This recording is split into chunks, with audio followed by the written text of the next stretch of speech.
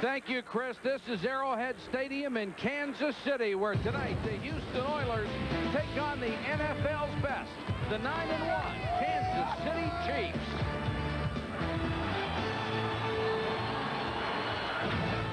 They're the story of the year in the NFL, a study in faith and persistence. At 9-1, the Kansas City Chiefs have defied their doubters, and they've done it in a myriad of ways. Found ourselves in a difficult spot and still managed to find a way to get the game won, and that clearly works to our benefit.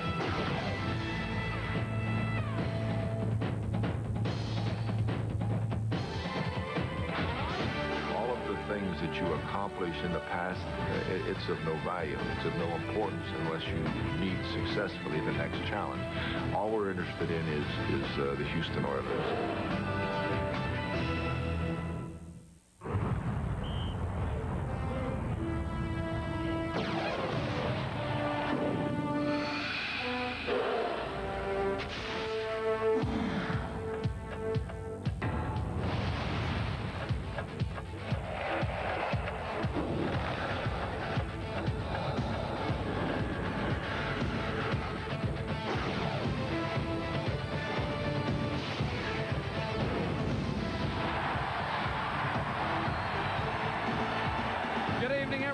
Mike Patrick along with Joe Theismann and Mark Malone. Welcome to the NFL on ESPN. With Jeff Fisher at the helm, the Houston Oilers are a vastly improved team from a year ago.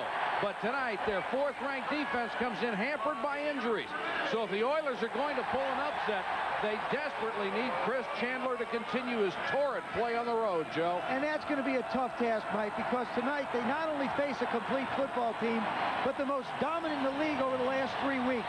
During that time, the Chiefs' defense has allowed a total of 17 points, while the offense has rushed for 170 yards a game. If they rack up those kind of numbers tonight, Mark, they're going to be 10-1 after this. All right, Joe, and tonight we start our spotlight with a man directly responsible for making that Chief running game go. Right guard Will Shields. I'll be back with video reports throughout the game to chart his impact. Mike? All right, Mark, at 4-6, the Oilers' best shot for the playoffs is through the division. They'll have to win tonight to stay within 2 games of the first-place Steelers. And Marty Schottenheimer's Chiefs have the best record in football. A win tonight would put them 2 games ahead of the Raiders in the AFC West. Lynn Elliott kicking to Mel Gray at the 1. And Gray stops short of the 25. Take a look at the Houston offense. Chris Chandler with his 5th team in 8 years and making the most of this new opportunity. 10 touchdown passes, only 5 interceptions. Rookie Chris Sanders has given the Oilers a deep threat. Sanders is averaging 21.8 yards a catch, has over 35 yards each. And Pro Bowler Mark Stepnoski signed a big free agent contract. He has paid dividends, very quick, and plays with tremendous leverage. Rodney Thomas, the single setback. And Thomas is stuffed by the middle of the Kansas City defense. Up front, Neil Smith healthy. That's bad news for quarterbacks. 7 sacks, 5th best in the conference. Derek Thomas also has 7 sacks and is well on his way to his 7th Pro Bowl. He's made it every year in the league. And Dale Carter made the Pro Bowl for the first time last year. This season, he's tied for 3rd in the AFC with 4 interceptions. Neil Smith flanking it up from the right defensive end.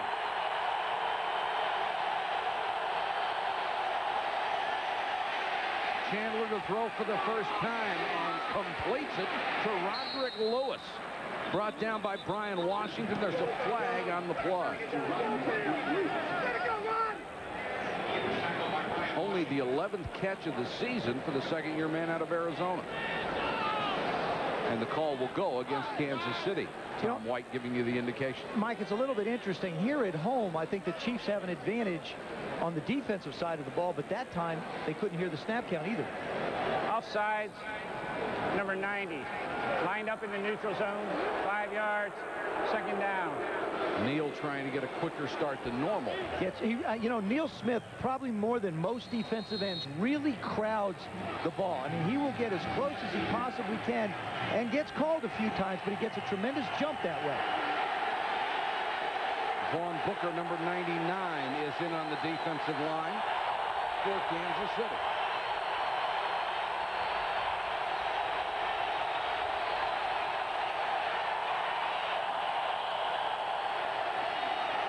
Thomas tries to cut it outside, showing an excellent burst and gets to the 39 for the first down. Mark Collins made the tackle from his free safety spot. I think, Mike, if you're going to control the Chiefs defense, you have to control Dan Saleaumua and Joe Phillips. And Bruce Matthews, number 74, does an excellent job on 97, Saleaumua. Just stands him up at the line and lets Thomas read off his butt and take it outside.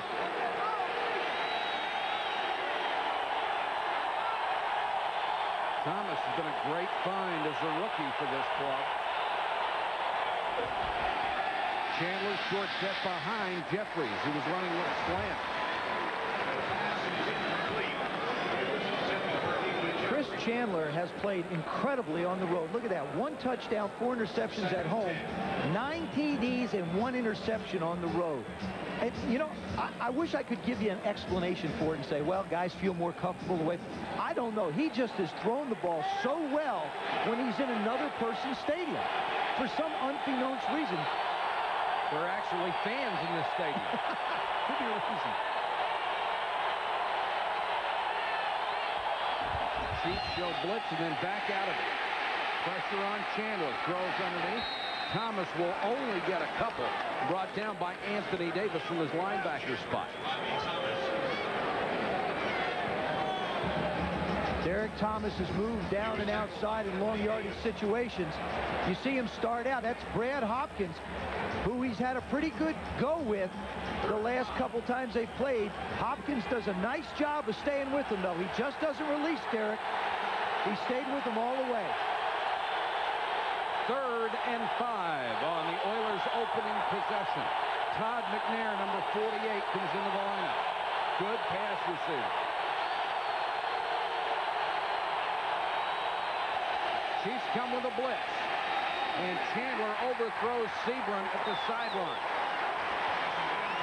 That's a good job by the Oilers' offensive line. The Chiefs put pressure on him, wanting him to throw the ball early. They picked it up. Chandler just miscued on the throw outside to Sebron.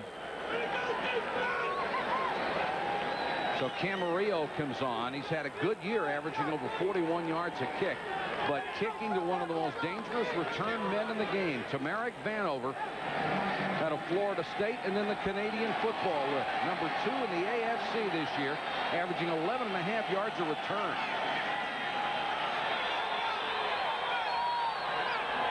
And has an 86-yard touchdown return. Low, short kick. Vanover on the bounce and pays for it. Drilled in his tracks at the 15-yard line.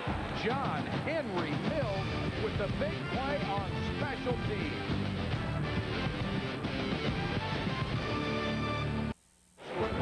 ESPN Sunday Night NFL is brought to you by Northwestern Mutual Life. There are a lot of good reasons for choosing the quiet company. By Motel 6. For a clean, comfortable room at the lowest prices of any national chain, stay at Motel 6. And by Federated Auto Parts Stores. Expert advice, brand name parts. Kansas City has the ball for the first time tonight. They'll start from their own 14-yard line. Marcus Allen and Kimball Anders behind Bowman. Marcus bounces off a tackle and then dives forward to the line of scrimmage. There were questions about Steve Bono before the season, but he's answered them all. 16 touchdown passes, only 6 interceptions. Marcus Allen just keeps doing the job, and how, with 44 more receiving yards, he'll be the first ever with 10,000 rushing, 5,000 receiving. And KC's offensive line has been great, with Dave Zott combining power and finesse. He has been a starter since the middle of his rookie year. Webster Slaughter checks in on 2nd and 9 as a 3rd wide receiver. Play action by Bono. Pass to tight end. First down to the 29-yard line. Take a look at the Houston defense. Glenn Montgomery has been the anchor of the AFC's second-ranked unit. He leads the down linemen in tackles with 32. Michael Barrow was getting better and better as an outside linebacker, but now is back in the middle with the injury to Al Smith. And Darrell Lewis is back to his form of 2 years ago before his knee injury. His 6 interceptions tie him for the lead in the NFL. Initial first down of the game for Kansas City. Another first down run for Marcus Allen, and again, not much. This Houston defense, so many injuries, so many people playing out of position, and so many new faces, and yet they've managed to get the job done. I think it's a real credit to Jeff Fisher and Steve Sidwell, their new defensive coordinator, who's come over. And really his job, when I talked to him yesterday, he said, my job is to learn Jeff's system. He said, I haven't been around enough to have the input I want. Next year I'll have more. And he's done an excellent job adjusting. 2nd and 7.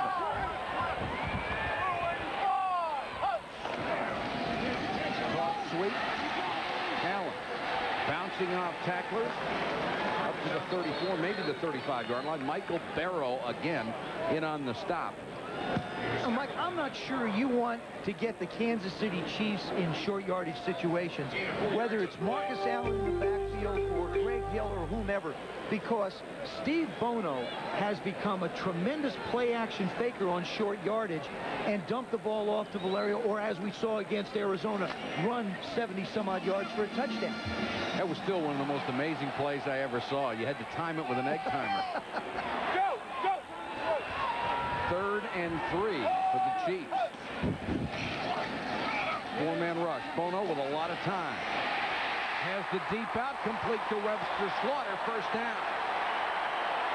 Slaughter is here because of Marty Schottenheimer and the past relationship that they've had. When you run a short route, they're just trying to get the first down. The offensive line sets up real quick, takes on the defensive line and sets up. Now, here comes the help. They roll up on the outside. Dishman stays out. Chuck Cecil just doesn't get over. Now, I'm not 100% convinced that was a catch. It counts now. Marcus Allen in the slot left. Kimball Anders, the single setback. And whistle, below the plate edge. And they didn't get it off in time.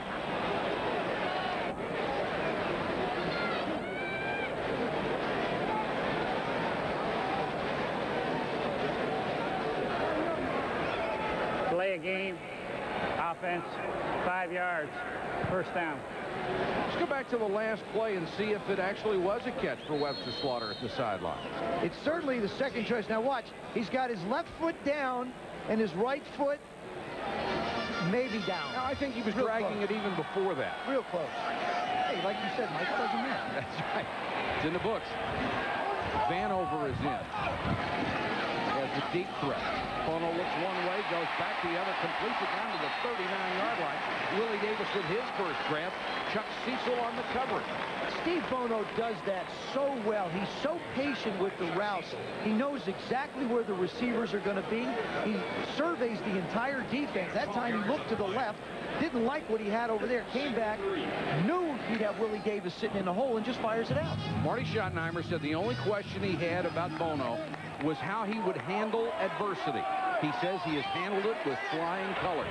After all, he is quarterbacking a 9-1 team. Allen hit in the backfield. Nice penetration. Joe Bowden in there in a hurry. The young man who showed a couple of years ago that he could play when he stepped in for Wilbur Marshall. Well, one of the things you're gonna get out of a Jeff Fisher coach defense is you're gonna have the outside people be aggressive. Watch number 58 rush from the outside. He's just coming hard. This isn't necessarily a blitz to go after the quarterback. They're also blitzing from the run to stop the runs. We saw Eddie Robinson, number 50, come in on the other side.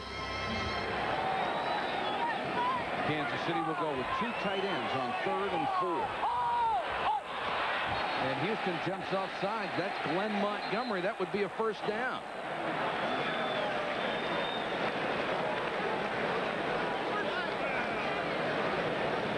That will not be the only one we'll see tonight, because Bono is so good at the hard counts. And this Kansas City Chief offense is so disciplined, you won't see their linemen jump. False start. Prior to snap. Whoa. 13, pulling out without the ball, 3rd down. And for one of the few times you'll ever see, they got one of you quarterbacks for that. Never. Bad call. Pulling out, huh? 3rd and 9. He pulled out well after Montgomery was across the line. That's what I'm saying. Montgomery was in neutral territory long before he made the move, and Montgomery didn't make any effort to get back. So instead of a 1st down, it's 3rd and 9. Here comes the blitz. Bono rolls away from it.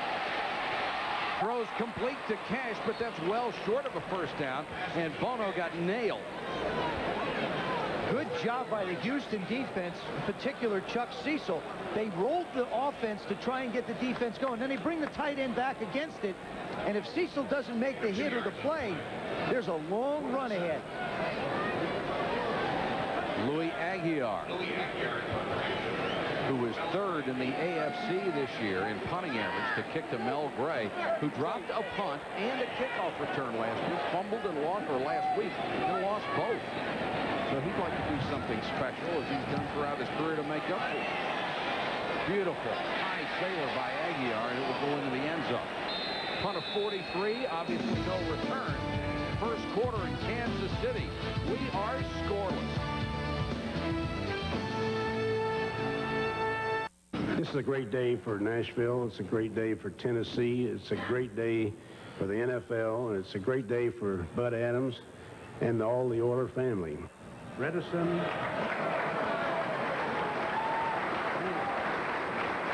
Are you all ready for football? It was not a particularly great day for the fans of the Houston Oilers and for coaches and players as well. It's a difficult assignment to know you have to pull up stakes and leave. Bruce Matthews, one of the long-time Houston players, said it's very tough on him. Kansas City comes with a blitz. Houston picks it up beautifully. And the catch made by Jeffries at the sideline out at the 39. Great job by the offensive line. You know what's interesting about this whole thing, Mike, is that Kansas City has tried to come after Chandler twice.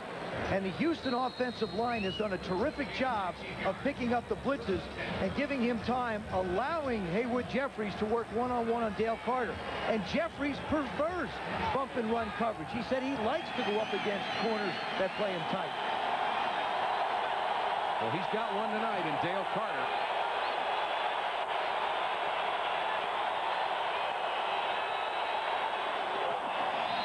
Thomas with a deep handoff. Swarmed for a 2-yard loss. Of course, the Oilers will be moving to Nashville, and they have a contractual obligation to play in the Astrodome for 2 more years, but it looks like they'll probably buy that out. It's conditional, of course, on Nashville meeting certain requirements, like 82 luxury boxes sold by January 20th, but it doesn't look like that'll be a problem. They already have 100 applications. Right.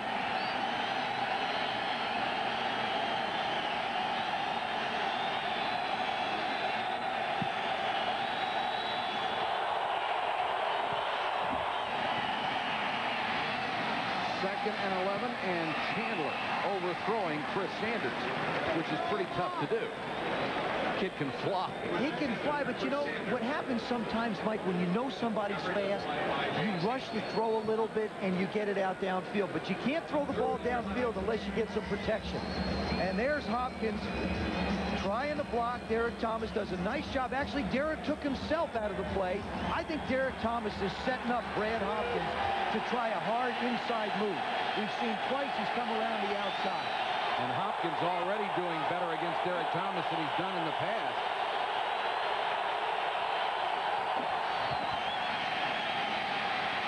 Chandler with time. Tipped and picked off. Intercepted by Anthony Davis.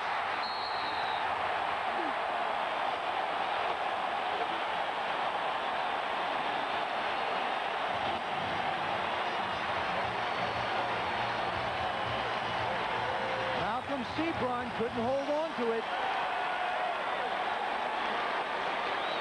You'll see Sebron crossing.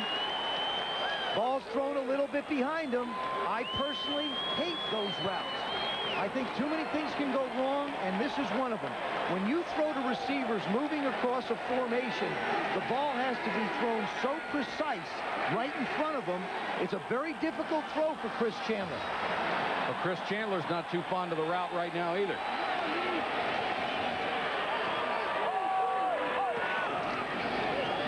Vanover on the reverse. Hit but gets away. And then tripped up. What a great play by Blaine Bishop, who ends up getting credit for the tackle, but the Oilers saw that coming a long way away. Yeah, but Joe Bowden is absolutely flying around the field. Watch number 58. He pursues in the proper angle. Now he comes around. Now he sees it. He sees it. Bono just tries to get a hand on him. He does a good job of slowing it down a little bit. And Bishop, who loves to hit people, reads it as well. Look at the position he takes. This is excellent football technique. Comes from the outside, running him back to where his friends will be, but he didn't need him. He made the play. And Dave Zott really had him in his sights. 2nd and 10. Bono. Marcus Allen. Dishman, nice tackle. Shy of the 30-yard line. Yes, sir. Yeah. Little mustard for your hot dog, sir? Neil, can I borrow your bat? Of course, everybody knows Neil Smith is patented with his Louisville Slugger swing. And that time he just saw Chris Dishman do it. Neil's looking at saying, all right, I'll get my turn. Bono has thrown 5, hit them all for 51 yards. Faces now 3rd and 7. Another blitz. Somehow got rid of it, nearly intercepted. That was Steve Jackson coming off the corner. I mean, what Jeff Fisher and Steve Sidwell are just mixing up enough of these blitzes and bringing them from different directions. Whether it's a defensive back or whether it's a corner, it looks like he's coming out here to cover this guy. Instead, he fires on up the field. Well disguised, very well disguised blitz. I didn't know he was coming till late. And I'm standing up here looking. Lynn Elliott will try from 47 yards out. Got the distance, and it's good. So the Chiefs convert the interception into 3 and lead it in the first quarter. All right, you tell me what's wrong with this picture. These people just got married. My question is, what are you doing here? My question is, where's the bride? She left for the honeymoon. Short kick. Taken by one of the up men, and this is not going to turn out well for the Oilers. Baron Wortham, the linebacker, forced to return it and dumped at the 10-yard line. Back to Kansas City in a moment.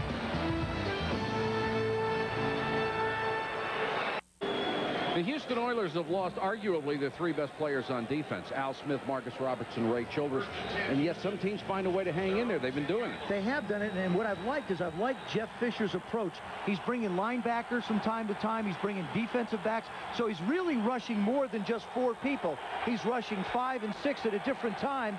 And Chuck Cecil and Michael Barrow and those guys are doing an excellent job of really helping the offense out. Now it's the offense's turn to help the defense out. Houston has to start from its own 10.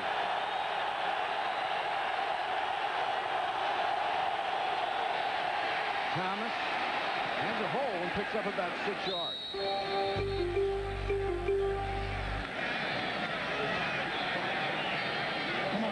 Bruce Matthew at left guard, number 74. Mark Stepnowski, number 53. Watch him in the middle create a crease. A good step down, a good wall by Matthews.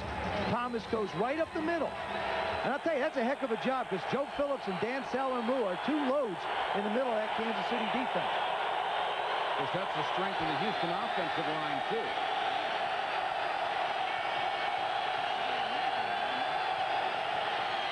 Thomas again. Very near a first down.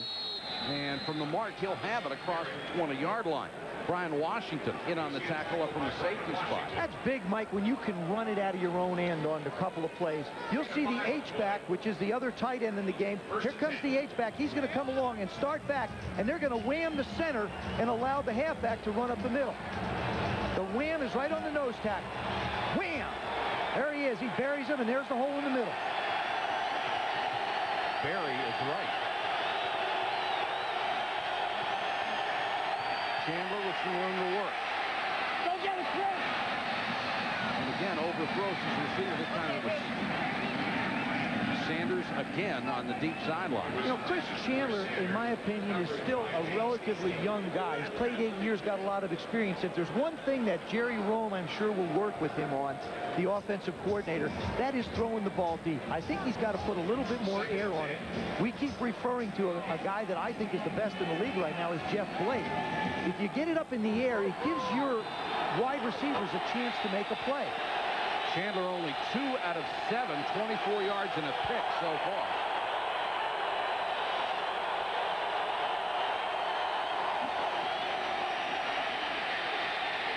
Lost his balance, lost the screen. A dangerous pass because Anthony Davis was standing right in the middle of it looking for his second interception. Got to give some credit that Kansas City D as well. This is a dash screen. They try and dash him, which means he drops back a little bit and rolls out to his right. And Dan Saliamua just keeps on coming.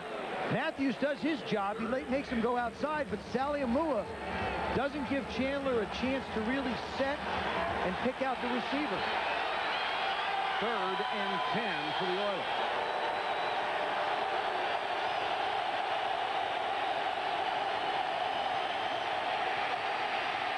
Chandler with time. Intercepted. Picked off by William White.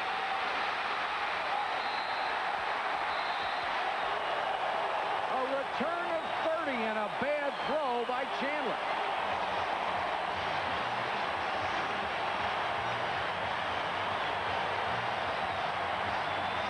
You know, Mike, it was a bad throw, but the reason it was a bad throw was because Summerlin was hanging on to his feet, and he couldn't step properly to get the throw off. No excuse for it, but watch what happens to Chandler at his feet. Here comes the pressure. Martin Bayless comes in. Now, see him down at his legs? He really can't step in, and Chris Sanders did absolutely nothing to help him as a wide receiver. Didn't even try and make a play on the ball. Second turnover of the quarter against the Oiler offense. Kimball Anders to the 6.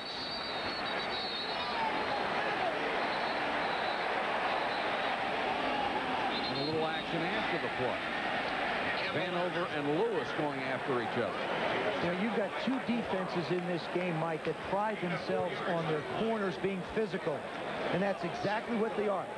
One of the things that the Chief receivers do so well is block downfield. There's Tamarick Vanover. He's coming in on Lewis. They hold pretty well, too. Well, he hangs on. He's just there. There's no stop. You're going to see this all night from both sides of the ball. Marcus Allen, brilliant short yardage runner. Gets inside the 3. Eddie Robinson on the stop. Allen needs one more touchdown to tie Walter Payton for 3rd all-time with 125. And Marty Schottenheimer said this is the best short yardage runner he has ever seen. I agree with him. And the Chiefs are going to go to the other end of the field. They won't bother to run a play here in the first quarter. Already leading 3-0. And the fans at that end of the end zone are very appreciative of it. And the ones at the other end are very disappointed. Kansas City trying to win its 10th game of the year, leading 3-0 over the Oilers. A Man of the Year award. Houston's Ray Childress has a heart as big as his immense talent, and he uses it to inspire and direct Houston's teens. Ray established the Childress Foundation Academy, among other things. He joined with the Houston school system to create a 12-month dropout prevention curriculum for at-risk students. Ray Childress has done an awful lot for the people in Houston, and right now the Oilers would wish only one thing for him, that he was back in the lineup. He has a shoulder injury, has been placed on injured reserve. And they will be consulting doctors later this week about possible surgery. Huge play here, Joe. Biggest play of the game for the Oilers, no matter what happens after. 3rd and goal. Bono on the roll. Touchdown. Webster Slaughter with a catch in the end zone. I'll tell you, you can't ask Chris Dishman to do much more. Bono had a lot of time. Great job by the offensive line of the Kansas City Chiefs, giving him protection. As he rolls out, look at the time he has. He slows down, surveys the defense, looks. Slaughter does a good job of setting Dishman up. All Chris was doing was trying to front him. That was huge for the Chiefs. Glenn Elliott, who has not missed this year, 26 of 26, makes it 27 straight. And the Kansas City Chiefs have converted a pair of interceptions into 10 points.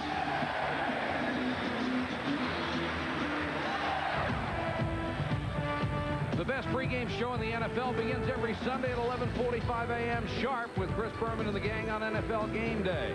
Then at 7, all the highlights of all the games on prime time. And at 8 p.m. Eastern, Sunday Night NFL. Jim Everett and the New Orleans Saints host the Carolina Panthers.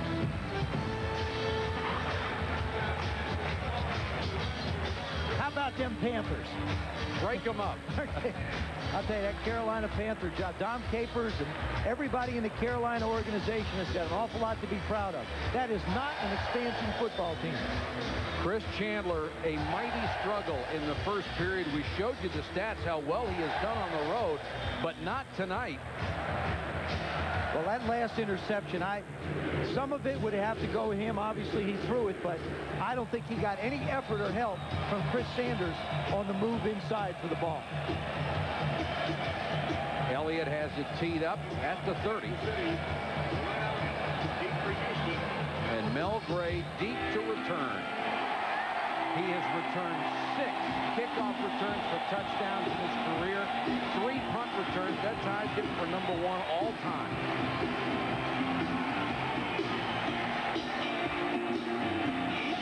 From the 9. Breaks a couple of tackles, still has some speed and up to the 27-yard line. Let's check in with Mark Malone. Mark?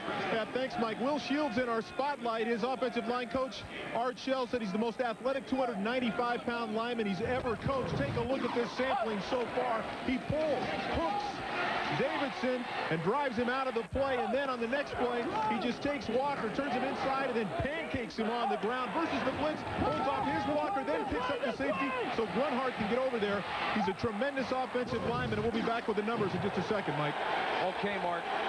Todd McNair and Rodney Thomas check into the lineup. McNair goes in motion. Thomas is swarmed behind the line of scrimmage. Let's go back to Mark. Yeah, thanks, Mike. So far as we look at Will Shields, here are the numbers. They've rushed behind him 5 times for only 9 yards. He's got 2 pancakes. The guy he has blocked has never made the tackle. So if they're going to get the running game going, somebody else on that offensive line is going to have to start blocking the opponent. Mike? And Mark, what was fascinating to me, Art Shell said that Shields, Grunhard, and Zott, the middle of that line, got the Raiders Pro Bowl votes last year when he was with the Raiders in Los Angeles. Chandler against the blitz, and it's dropped right in the hands of Sanders, covered by Hastings. You can tell you're dealing with youth and inexperience when a ball is thrown at this level and the receiver jumps to try and catch it. I mean, what Chris Sanders is trying to do, he's trying so hard to concentrate and catch on the football that he's really fighting himself at this point, Mike. He's just got to make the snatch like he did at Ohio State and head on up the field. The Chiefs don't need any help. And that's what both have done. Great conversion rate for the Oilers. Chandler with all day to throw, and this one's broken up. Nearly intercepted and then nearly caught by Sanders on his back. White was in there again. You certainly have to credit that offensive line of the Houston Oilers tonight. What a great job of protecting them. Keith Traylor, 94. Smith comes around, 90. Saliamua, 97. There's the throw. They're not going to be successful tonight. I can tell you right now that Jerry Rome and the offensive play calling has got to not throw in routes against the Kansas City Chiefs if they want to have success. They want to throw interceptions, they can do that. That is a heck of a secondary, too. Vanover bobbles it and then goes down. Lost a yard on the return. Nice tackle by Tremere Barnes. A kick of 42. 10-0 Kansas City. Is brought to you by Visa. It's everywhere you want to be. By Gillette Sensor XL and the Gillette Series. Gillette, the best a man can get. And by Cadillac and your Cadillac dealer, creating a higher standard. 10-0 Kansas City, and you have to go back to 1969 to find a Chiefs winning streak this good. Tonight they are going for their 7th straight win. That would tie the club record the year they won Super Bowl IV. The Oilers defense trying to do something about it, but right now they've been handicapped by their offense. Greg Hill checks in to spell Marcus Allen. It's been a wonderful combination. And Hill will get the carry behind him. Breaks the tackle. And gains 12 up to his own 45-yard line. Joe Bowden, Darrell Lewis combined on the stop. Greg Hill is wonderfully instinctive as a runner. This play is designed to go off the right tackle side. You see, it's designed to go right, but look at the job John Alt, number 76, does of caving in. And then he just keeps his feet and his balance and does a nice job of running.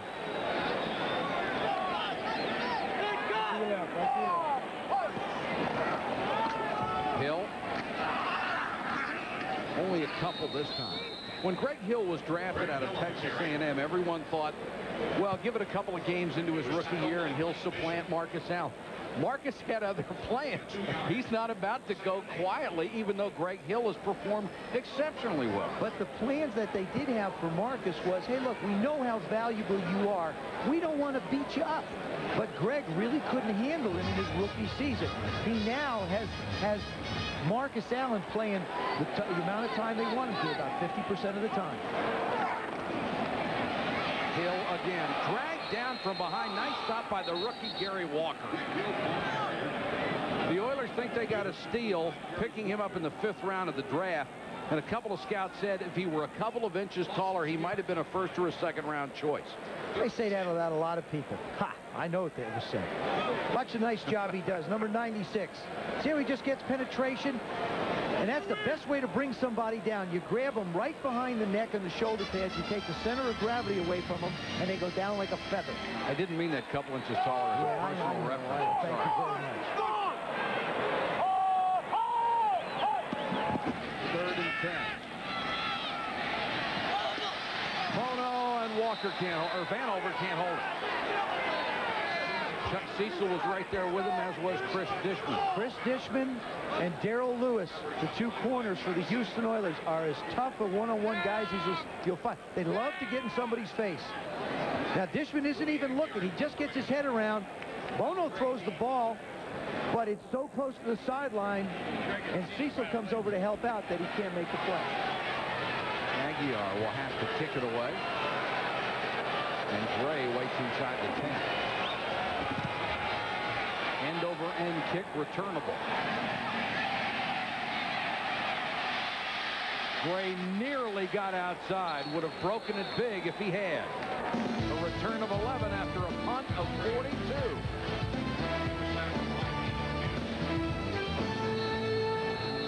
To go 1st half. Mike Patrick, Joe Theismann, Mark Malone, our entire ESPN crew with you from Kansas City. And every time Chris Chandler struggles, as he is right now, 2 out of 11 and a couple of picks, fans in Houston start talking about Steve McNair, the #1 draft choice, who is not in their plans for this year at all. And he shouldn't be. And I'll be honest with you, I think that he needs at least 2 years to get himself situated. If he has a couple years under Jerry Rome as a mentor, I think he can be ready for the league at that point, but no sooner.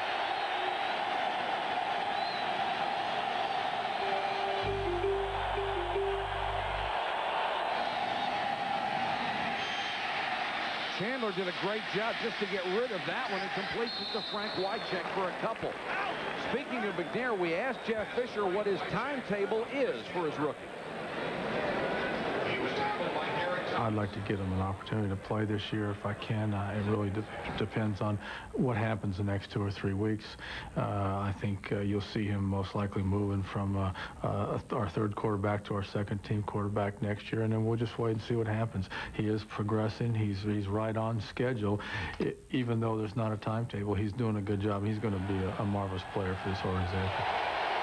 But right now, all the pressure is on the shoulders of Chris Chandler. Rodney Thomas, the rookie, dives forward to the 32. Joe, let me ask you, why, when other quarterbacks come out of college, are thrown in there either at the beginning of their rookie year or in the middle of their rookie year, why would Steve McNair need extra time? Because he was so undisciplined in college. He was a shotgun quarterback who ran around a lot and made throws on the run. And in this league, you have to throw the ball out of a pocket. I wish I'd have seen him in college be in a little bit more disciplined system. He would have been ready to make the transition more. He needs to learn the discipline at the quarterback spot. 3rd and 3 for the Oilers.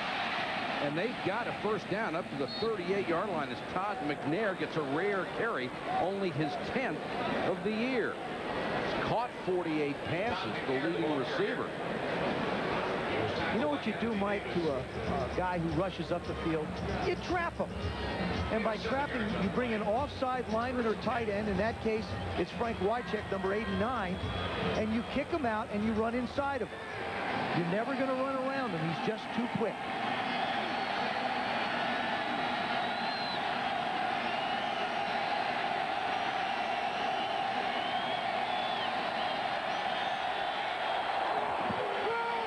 Draw play, Thomas. Excellent speed to get outside and driven out of bounds at the 45-yard line. Mark Collins came up from the safety spot. I'll tell you a guy I've been impressed with tonight on the Houston Oilers ball club. It's Brad Hopkins. Here's a guy who took a lot of heat the first couple of years. Everybody talked about, hey, he's got quickness, he's got agility, he's got good feet, but his strength was suspect. This kid here now, I think, is developing into an excellent tackle.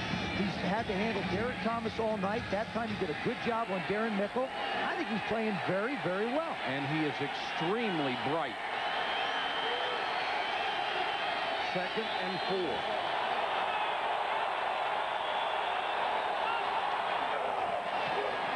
Thomas, very shifty, very powerful runner for his size, and it looks like he has another first down. Brian Washington made the tackle.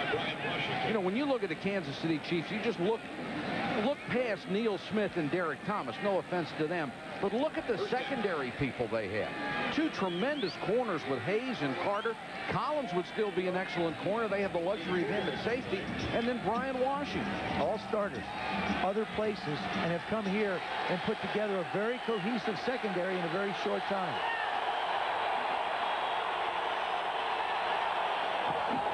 The Oilers doing it on the ground. Thomas again. Not this time, as Martin Bayless had him around the ankle. This is a nice momentum change in this game for Jerry Rome offensively calling plays. He knows Chris is struggling. 2 for 11 is not going to get you very much, or 3 for 12. So what he's done is he's really put the onus on the offensive line and said, we're going to try and pound out some first downs, get a little breathing room, and work back to our passing game. And only down 10-0 here midway through the second quarter. McNair is the setback. Kansas City, fake blitz. Thomas was all over Chandler. He completes it downfield near a first down. The catch made by Haywood Jeffries right at the sticks, and Hasty made the tackle. I think Chris Chandler surprised himself that he got away from Derek Thomas. He sure surprised Derek Thomas. Let me tell you, the other thing that the Oilers are doing is they're not allowing Derek Thomas to run uncontested. There you put the tight end out in front of him. It makes it a little more difficult for him to be able to rush unabated to the quarterback. And now Chandler does an excellent job of making the throw going the opposite way. How he turned around to get his shoulders square, I still don't understand. 3rd and a yard.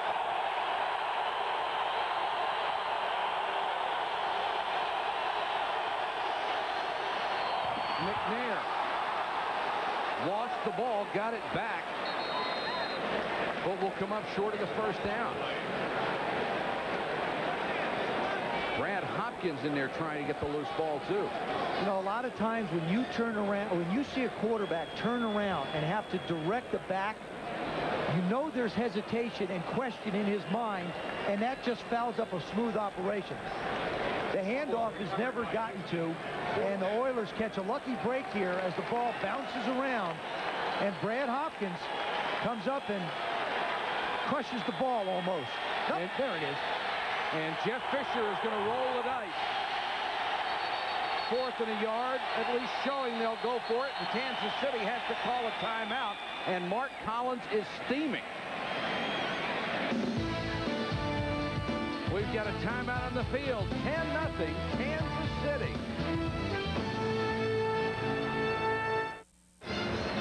The Oilers down 10-0 with 6:04 to go in the first half, at least appear to have made the decision to go for it. 4th and 1 from Kansas City's 42. I like the call. I think you've got a team that is struggling on offense. You've got to try and help them out, and this would give them a lot of encouragement if they could make it. Keep an eye on 35, Marion Butts. There's Thomas behind him.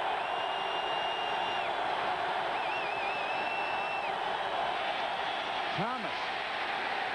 It'll be close. I don't think so, Mike. I don't think he got it. No, I don't think so. That's a nice job by the left side of the Kansas City defense. Nope. Don't even need to measure it. But I still like the call.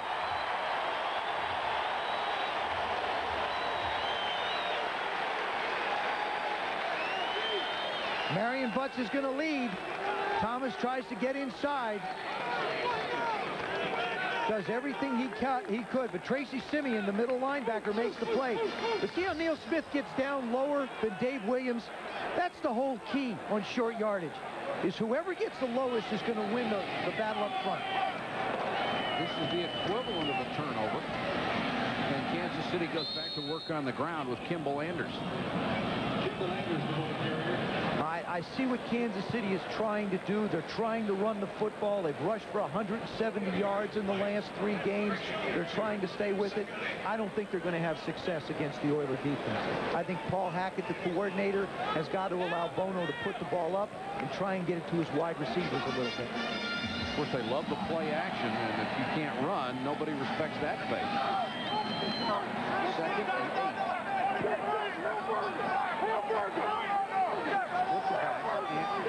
Kimball, Anders, and Hill, and now Bono has to burn a timeout to get his people in place.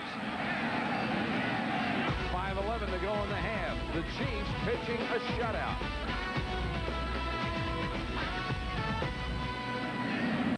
Chiefs General Manager Carl Peterson has achieved something most other programs in this league have not been able to do.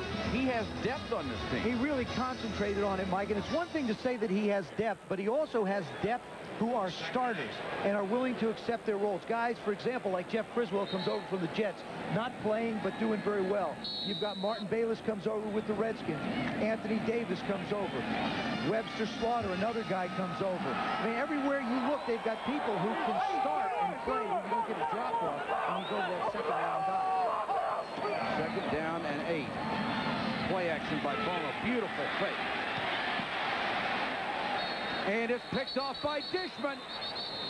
He took it away from Davis. Great interception by Chris Dishman.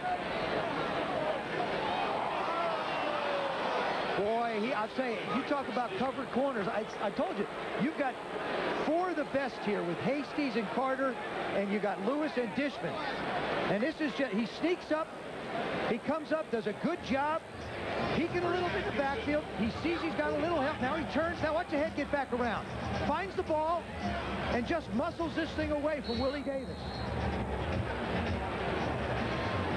It's a good throw by Bono. This is just a question of Dish wanting it a little bit more than Davis. That is his 30th career interception. He ties for number 2 on the Oilers' all-time list. And that was a beauty.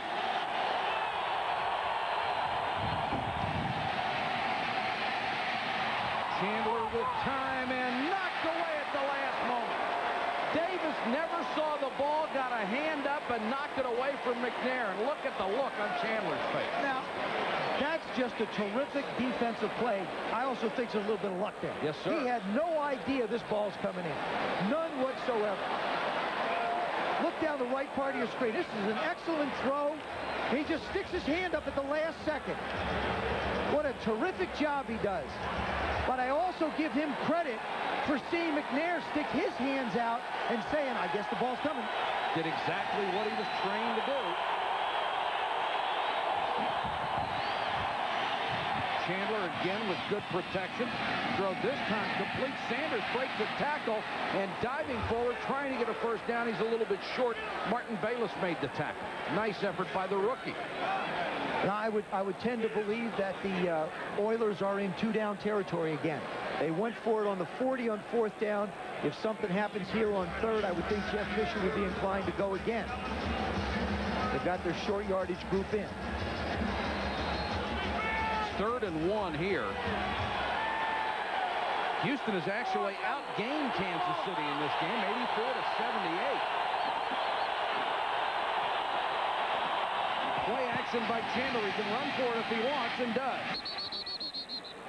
Smart play. Just get the first down. I like that call by Jerry Rome. If you've got a quarterback who can run, make him a weapon on 3rd and short when everybody's bunched in to try and stop the backs.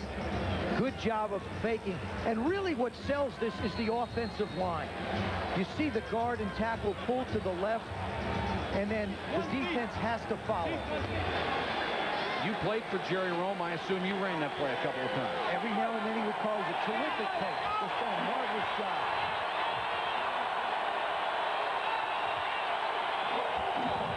Chandler, draw play. Thomas, nowhere to go. Saliamoa plugged it up, then made the tackle. There's a flag down as well. Saliamoa coming back off a subpar year. And he's having a terrific season now. He was in the middle of a big contract negotiation. And he began to take it personally and think, after all I've done for the Chiefs, why are we having so much trouble in negotiation? That's what negotiations are most of the time. Offside, middle guard, defense, 5 yards, first down. Number 97 lined up in the neutral zone. Now remember, the neutral zone, you see his head right here?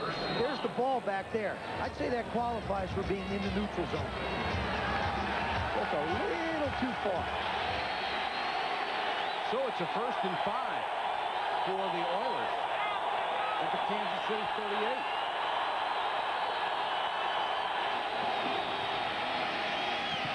Chandler has Wycheck, his tight end.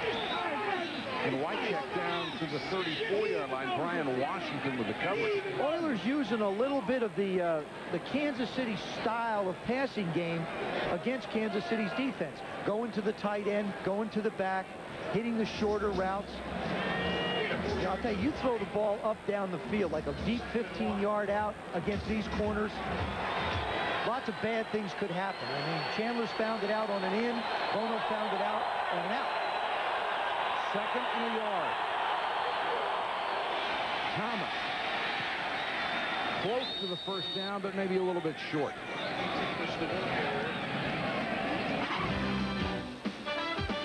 Prime Monday tomorrow night at 7:30 Eastern. Mike Tirico and company preview the battle between the 49ers and the Dolphins. We'll have the latest news from around the league and go backstage with San Francisco wide receiver John Taylor. All that and much, much more tomorrow night on Prime Monday. Spot the ball at the 33-yard line. They'll bring the chains in from the far side. Mike, we were talking before about short yardage running in Chris Chandler. He's got 2 TDs this year running the football. So, I mean, the guy does a good job of being a weapon for you. Short by less than the length of the football. The situation last time, they had Marion Butts as the lead blocker for Thomas, and they didn't get it. 3rd and short. But they would have 2 downs to get it here, too.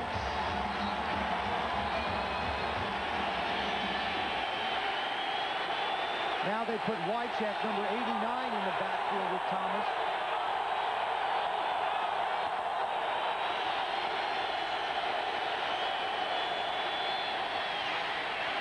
He dives and has the first down. And you know, Mike, that's interesting. On 3rd and short, it's interesting to me anyway, on 3rd and short, a lot of coaches will substitute their goal line and short yardage package. What Jeff Fisher did that time is they stayed with regular people, forcing Kansas City to stay with their regular people. And it gives them a little bit more of a gap or a hole to run to. I think that's just a personnel move that was an advantage to the offense. And unfortunately, a disadvantage to Marty Schottenheimer and his defense. Gary Brown, who has struggled through injuries the last 2 years, checks in for the first time. He's number 33.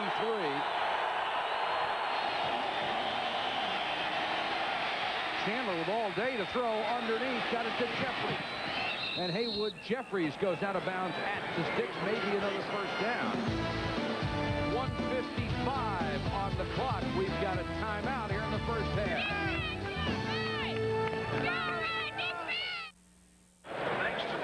Welcome back to Arrowhead Stadium. Will Shields in our spotlight. He's not only a great athlete, he's become a technician in pass blocking, which is important in this short passing game Kansas City has. Take a look at his lead step. Left foot, it's so important that you gain ground. He comes in and knocks the pile back and allows Bono to sit in there tight and throw the football. And then watch again the same technique. He defeats the stunt, allows the nice pocket for Bono to sit in there and throw the football. Mike? Okay, let's take a look at the numbers so far, and they shouldn't be surprising. No pressures, no hurries, no sacks, and no penalties. And, Joe, I agree with you. I think they're going to have trouble running the football on these quick linebackers of Houston. I think throwing the football is the way to go because Shields and his line mates are having no problems blocking. Mike? All right, Mark, thank you. He has done a tremendous job.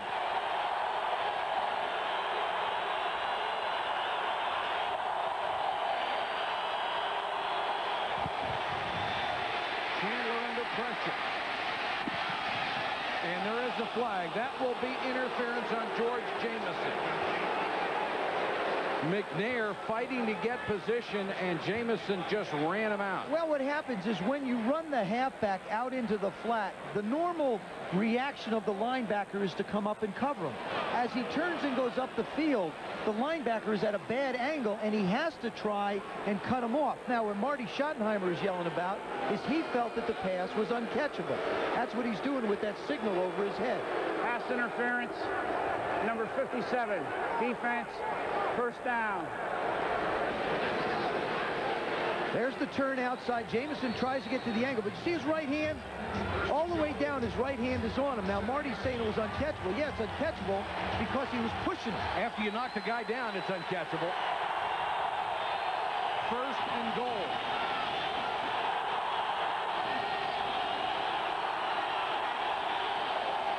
Thomas has a hole up the middle inside the 5 to about the 4. Washington and Collins stopped him. Well, when they want yards, they run behind Matthews and Stepnowski, the left guard in the center. Wouldn't you? Absolutely. And, you know, Step's not that big. He's only 6'2", about 270, but has great feet. Reminds me a lot about a great center I played with by the name of Jeff Boston. Same kind of build. Not real big, but tremendous technician of positioning inside. Second and goal from the 3.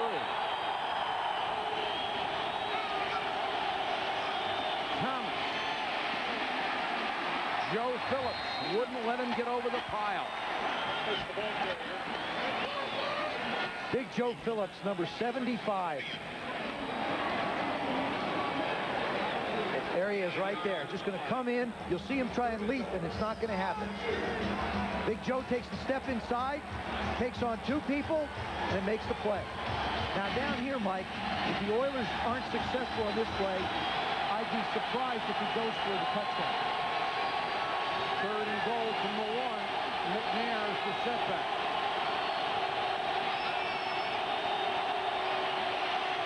Chandler has a man wide open, didn't see it. Now he throws in the end zone. Touchdown, Sanders.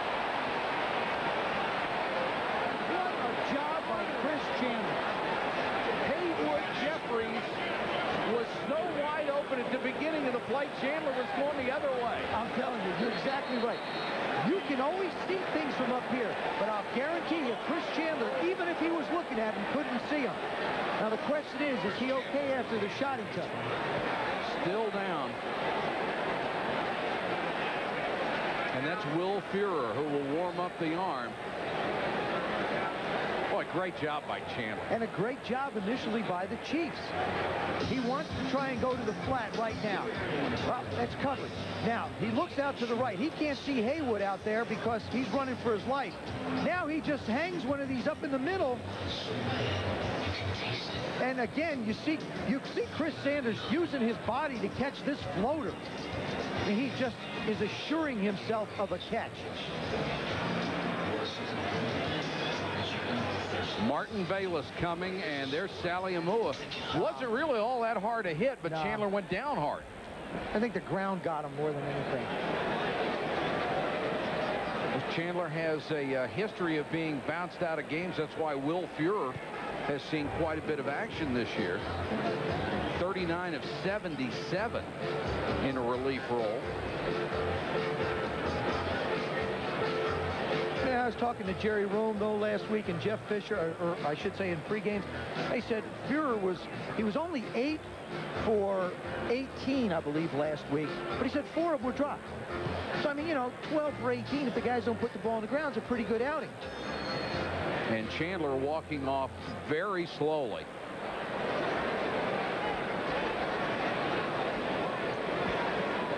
Just a little, I think he might have a little dinger.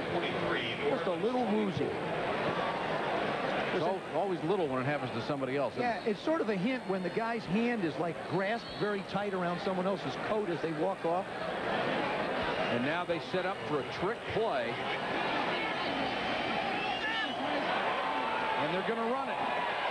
Camarillo with the football, throws, and it's knocked down. It was intended for Bruce Matthews. The old swinging gate. You know, the only problem with that is with Chandler taking as much time as he took to get off the field, Kansas City had a chance to see what was going on. I mean, it's well conceived if you can do it in a hurry. Hey, look, there's everybody over on the right. There he is, the fake over there to the right. Now you send the guard out in the middle. Hey, Bruce, who's that? Matthews. Bruce Matthews, yeah, back in the middle. Unfortunately, the formation was set up for about 2 minutes. So it's 10-6 with 26 seconds to go in the half.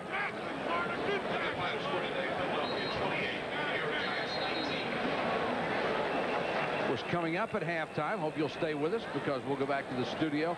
Chris Berman with the fastest 3 minutes in television, all the highlights, and a closer look at the Raiders and the Cowboys, as well as the CFL Championship, the Grey Cup. So stay tuned. But you played in a couple of those, didn't you? No, just one. Had a chance to play it in 1971. Played the Calgary Stampeders. Lost, I believe, by 3 or 4 points. You don't remember? Nope. When you lose, yeah. 35,000 years ago, I think. The drive, pretty good. The Oilers went almost 5 minutes, 55 yards, and Sanders gets the touchdown off the pass from Chandler, who is obviously still woozy. Vanover, the deep man for Del Greco's kick, hits a swiver, and it's down at the 28-yard line. And you know, that is just such a good job by Pelham Daniels, number 77. Excuse me, Pelham McDaniels. Just to let it, if he tries to get up and do something with the ball, he slips, he gets hit awkwardly, they fumble the ball, you give the Oilers life and an opportunity to score. That's just excellent coaching details. And this looks very much like the shot of John Elway that we had last week with the eyes batting, and it's obvious that all the faculties are not there right now. And the Chiefs are going to take it into the locker room with a 10-6 lead. Bono takes the knee, and Chandler will have the halftime to recover and clear the cobweb.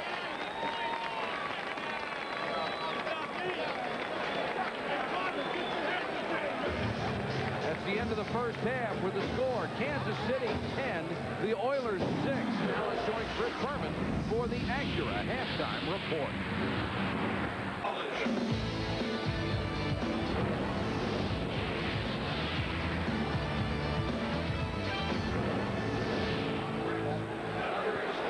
10-6, Kansas City at the half. Let's check in with Mark Malone. Mark?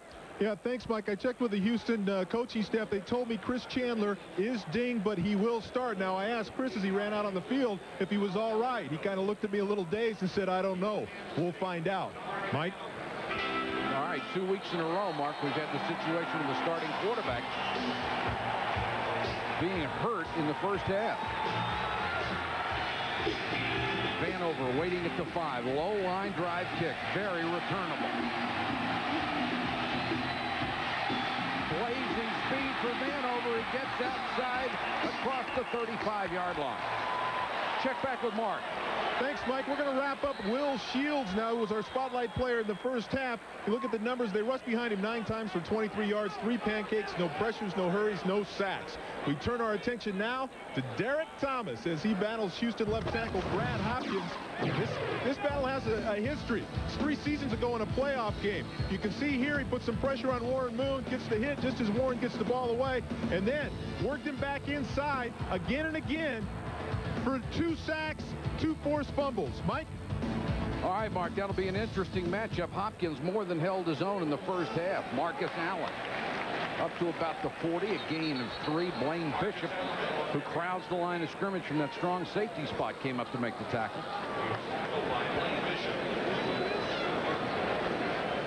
Watching the Kansas City Chiefs on offense, Mike, is unique because of the abilities of their wide receivers to block. As a matter of fact, one of the contests that Jeff Fisher was talking about is who's going to knock down the most safeties when the wide receivers block tonight, Houston and Kansas City. That's what turns 10-yard runs into 20-yard runs. Bono in that rhythm, but missed Anders badly.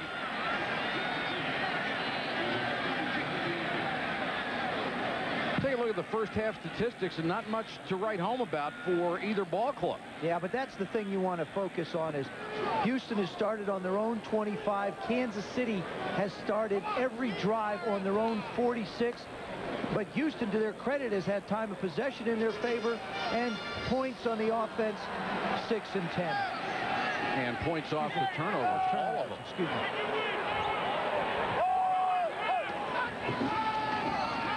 Here comes the blitz. Bono still has time and throws. Marcus Allen couldn't come up with it. And pretty good coverage as Henry Ford dropped off from his defensive line spot and went out to the flat. That's something when you've got a 6'3", 285-pound defensive lineman out in the flat covering a back. Well, you remember what Jim Stanley, who was the defensive line coach, said about him: Volkswagen engine and a Cadillac body. Maybe he's got it up a little bit. He cranked it up that time. Aguiar to punt to Mel Gray. The Oilers defense has been impressive tonight and just got it off. High but very short. Gray cannot get up to make the fair catch. There's a flag down. A punt of only 34 yards. And the Chiefs players pointing at one of the Oilers.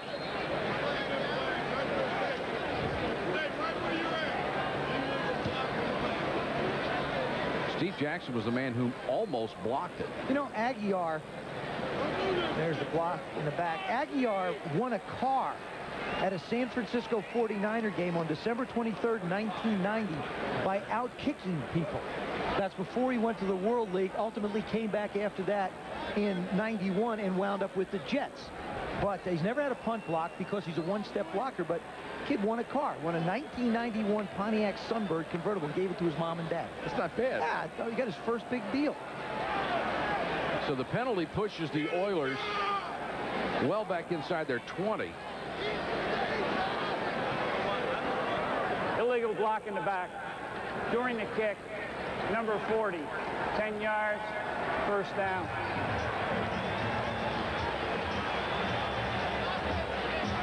Watch the left part of your screen. There it is. Very hard to miss. Minuski gets shoved.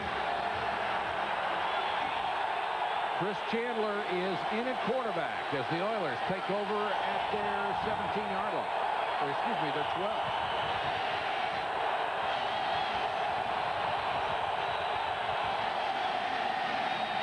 Thomas on the draw. Nice hole up the middle, dives forward to the 20, gain 7. Brian Washington on the stop. That's a nice call when you've got a quarterback you're not sure he's thinking all that well yet. Not only that, the way the formation lends itself too is you go 3 wide, you spread the defense out a little bit and let the back look for the crease. And Neil Smith down still. There he is coming in to make the play and takes a shot on the right thigh. Brian Washington with the helmet. We will check on Neil Smith's condition when we come back. Third quarter, Kansas City Chiefs with a lead.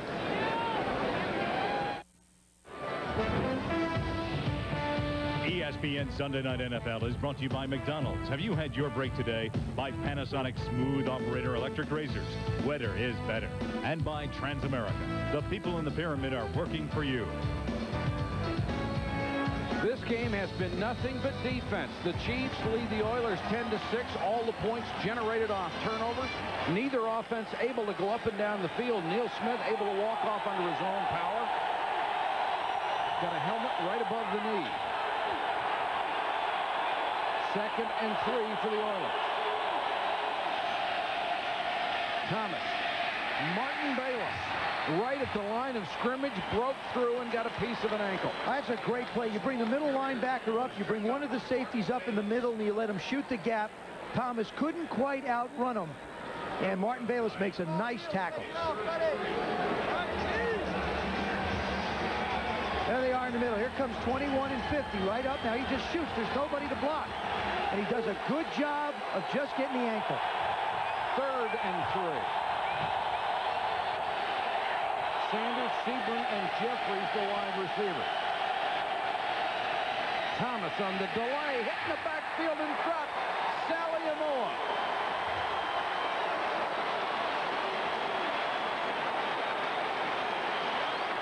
This is the biggest difference in the way Dan Saliamoa played last year and this year. Last year he played off the ball, he caught people. Now he's delivering. He fired the gap. All he wanted to do is take a piece of the lineman with you on your way towards the quarterback. And I'll tell you something, the guy that's made a difference for this defensive line of the Kansas City Chiefs is Big Daddy Carl Hairston. These guys want to play well for Big Daddy. And a much more aggressive system this year, too. Camarillo stands at the goal line to pump the van over. Low line drive. And got away with one that time. Got the roll down to the 45-yard line. A punt of 40 yards with the roll.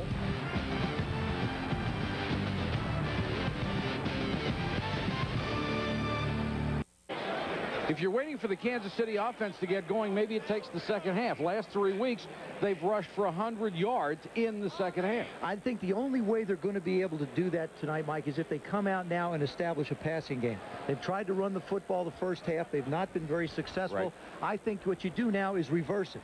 Open it up a little bit. I think Paul Hackett has to get the ball to the backs a little bit, try and get it to the wide receivers, get Houston backed off the ball a little bit more, and then try and run against that front four there.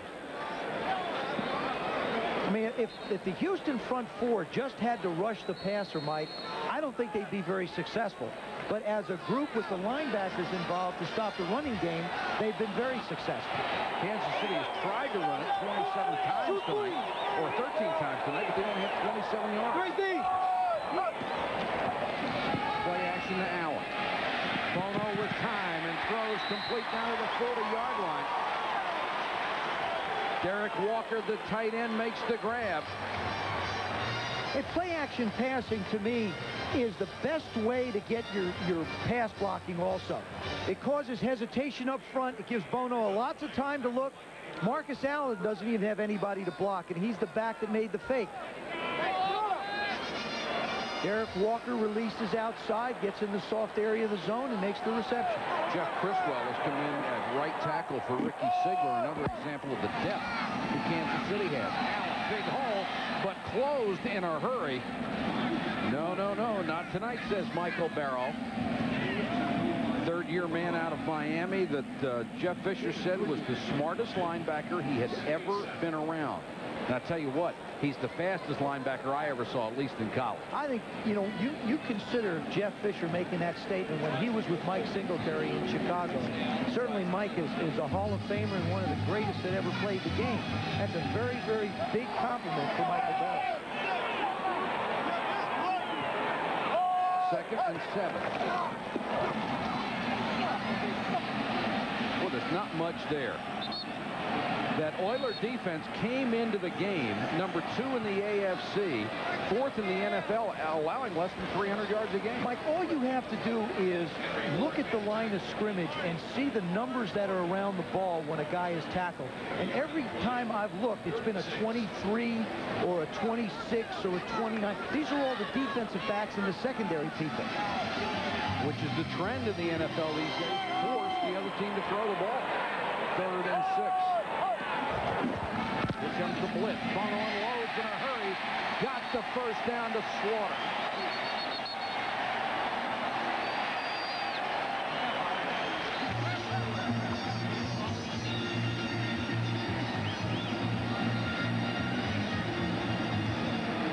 They pick up the blitz. Good job by Bono, set and fire. The one thing he told me on Friday, he said, what I'm going to have to do in this game, he said, I'm going to have to make big plays throwing the football. That was one of them. Tampa on the right. Tampa on the right. Allen on the wing in this formation, and Bono rolls. Throwing for Allen, and has it. No, out of bounds is the ruling.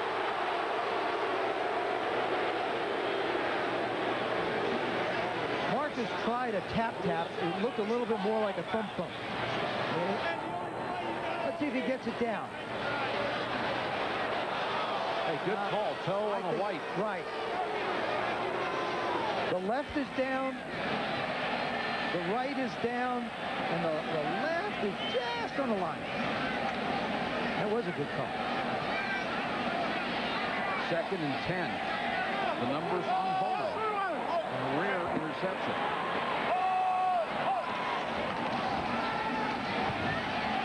Good protection. Plenty of time over the middle and tipped away. Chris Dishman right in Willie Davis's hip pocket again. He's something, isn't he? You know, corners are like in their own little world out there. And Dish is out just throwing punches, boxing. He's the inside. He's got him on the inside. Number 84, number 28's covering him. Does a good job of mirroring him. See, Willie Davis didn't give him anything. He didn't freeze him before he came inside. And Dish just stayed right in his hip pocket. 3rd and 10. One of the great cover corners in the league. 4-man rush. Time for Bono. Throws to Damon Hughes. And Hughes gave a little ground and may have given up the first down. He's going to be about a half a yard, maybe the length of a football short, I think.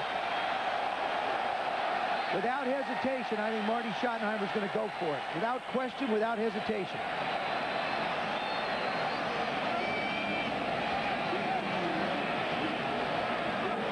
Good protection by that Kansas City offensive line.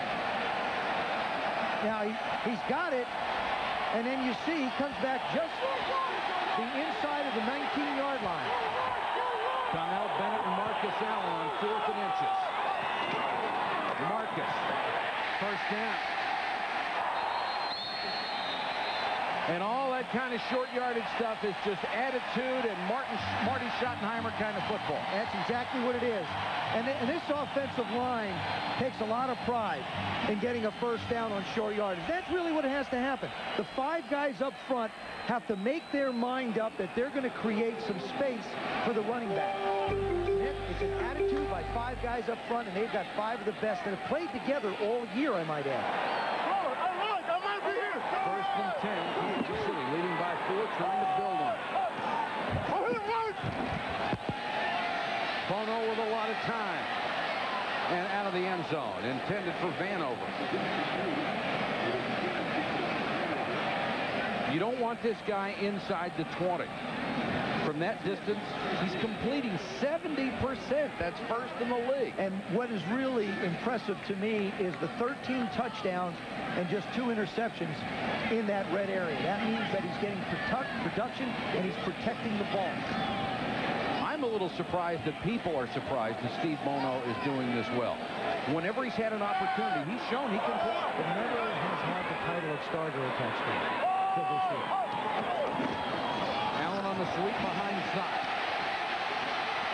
Marcus Allen near the 10. Well, you got to hand it to Chuck Cecil, who is one of the legendary tough guys in this league, for giving up his body to take Zott out of the play. Dave Zott does a good job of leading, but Chuck Cecil is going to show you the job of a safety to take out a lead blocker. This is unselfish football by a safety. Number 79 is Zott. And watch the right of your screen. That's Chuck Cecil. By taking out Zott, he allows the other guys to make a play. Lake Dawson. Well, that team, these wide receivers love to block. There's Notre Dame can't expect that. Bono, look out from behind. The ball's knocked loose. Blaine Bishop has it.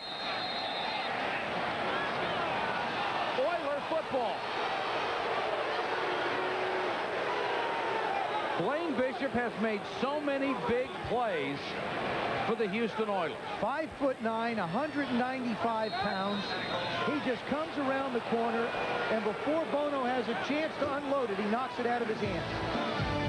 The third-year player from Ball State forces and recovers the fumble.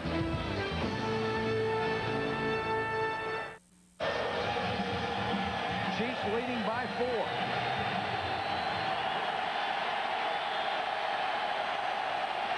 The Oilers have the ball after the second Chiefs turnover. Thomas running hard. William White makes the tackle, but not till he got to the 21. Let's look at the fumble. This is a great job by Blaine Bishop.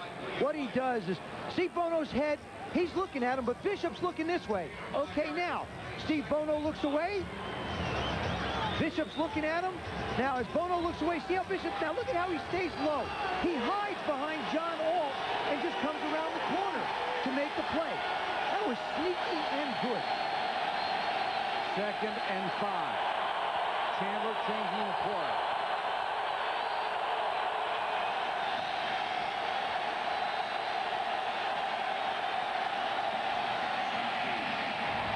Thomas, oh, maybe 1, maybe 2. That's it. Derek Thomas was up there to help on the tackle.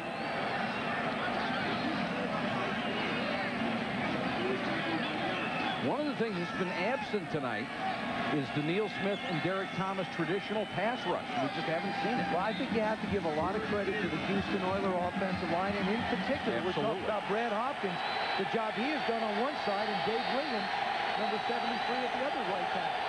3rd and 4.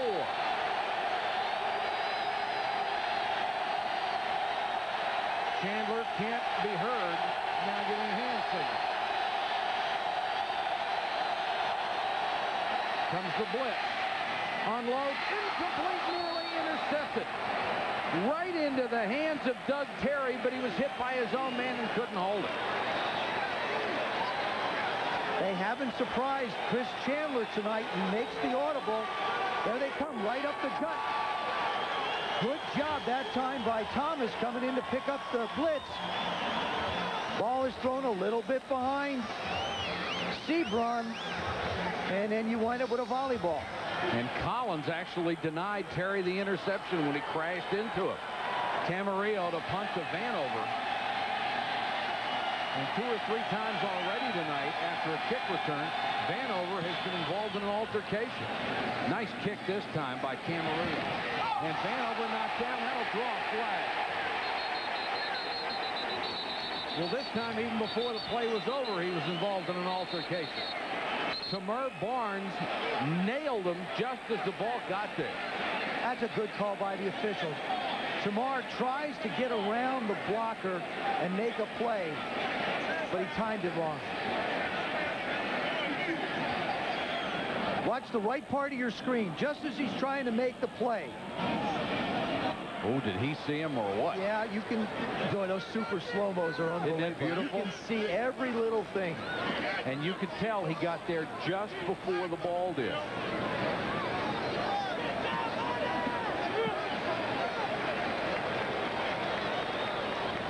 If he is another half-second slower, that's a fumble. It's a great play. You know, maybe, and the only reason I say that, having been a punt returner, Interference with the opportunity to make a fair catch. 15 yards, number 22. That's a first down. Timeout. So give Kansas City 15 more yards. They'll have the ball when we come back. Chiefs leading at 10-6 with 5:17 to go third quarter, and this will be the third Kansas City drive that starts at midfield or better. give a lot of credit to that Oiler defense for stopping it. You know, one of the things Marty Schottenheimer and Paul Hackett, the offensive coordinator, stress in Kansas City's offense is the footwork of the quarterback. I've talked to Steve Young about it. He says, every time my feet are in the right place, I make good throws. If they're not, I make bad throws. And these are not big numbers tonight for Steve Bono, as Houston's defense has done a brilliant job. Bono throws behind Lake Dawson. There's one that was thrown a little bit behind Lake Dawson because Bono tried to put a little muster on it, but here's a play-action pass before. Take a look at the lower left box. See how his feet, he's lined up nice and parallel, takes the snap, does a good job with the play action, then he plants and sets. Now watch how he steps. See how his feet and his shoulders are going in the direction of the target? That's what you want. Step towards the target, make the throw, and he completes an excellent pass to Derek Walker. 2nd and 10, Greg Hill. Look at the pursuit by the Oilers. Kenny Davidson was out there, and there were 3 other white and blue shirts. I give Paul Hackett a lot of credit, the offensive coordinator, for wanting to try and run the ball. But Houston would at this point have convinced me that unless I can get them off the line of scrimmage by throwing a little bit, I'm not going to be able to run the football. They've run the ball 18 times tonight and have 34 yards. It's a far cry from the 170 they've averaged the last 3 weeks. 3rd and 17 now. Marcus Allen comes back in.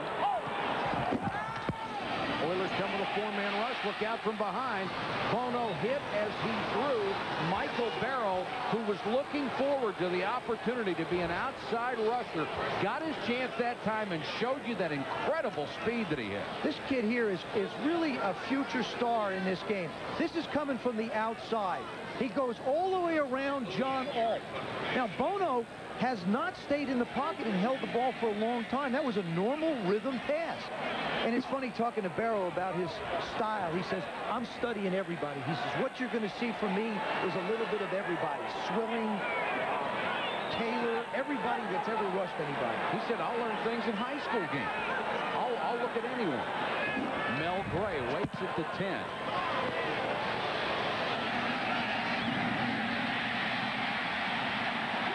Slung down at the 18-yard line by Dale Carter. Great play on special teams.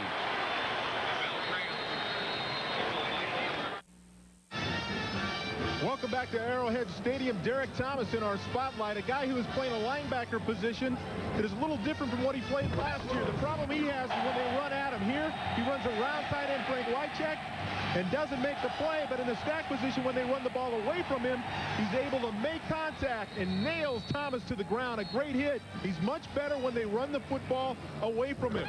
As we take a look at the numbers on Derek Thomas so far, they run at him 10 times for 23 yards. Not a bad average, but he only has 2 tackles. One of those to Solo when it went away. Yards after hit, as you saw, 0. He stopped them dead in the tracks, Mike. And Mark, the Oilers have to be thrilled about those numbers. Rodney Thomas in at running back on 1st and 10. The Oilers have played most of the game in this part of their territory. Chandler throws underneath. Thomas lost the ball. Picked up by Booker. Down to the 3. Vaughn Booker with the recovery. Jamison knocked it away from Rodney Thomas. That's just a big hit by the secondary. And now they're asking whether it was a catch or not. You have to have possession and both feet down. Now, I'll tell you something, Mike, I got to be honest with you. This is a case where replay would be of great assistance to him. You know how long I have waited to hear you say this? Here, we'll get a chance to look at it. Remember, he's in the air. He has 1 foot down. Ball's out. I think that's a good call by the officials. It was real close, but I will have to agree with you. That was a good call. Now, there's a case where he just doesn't get that left foot down in time. And the Oilers caught themselves a big break. You have to have the ball and both feet down. He obviously had one down. The other was oh so close. In a well-officiated game. Marty Schottenheimer would not agree with that assessment right now. He feels he had possession. I think once he looks at it closely, he's still going to think he had possession. 2nd and 10. Chandler has only 61 yards passing. Screen.